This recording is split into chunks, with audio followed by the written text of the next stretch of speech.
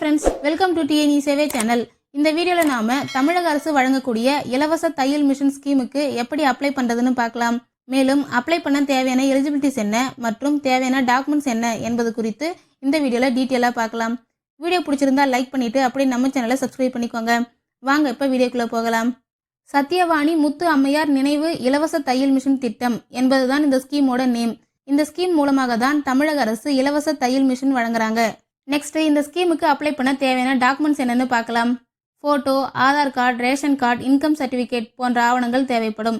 Suppose விண்ணப்பதாரர் மாற்றுத்திறனாளி அல்லது விதவையாக இருந்தால் அதற்கான சான்றிதழ் தேவைப்படும். அடுத்தது, இந்த ஸ்கீமுக்கான எலிஜிபிலிட்டிஸ் என்னன்னு பார்க்கலாம்.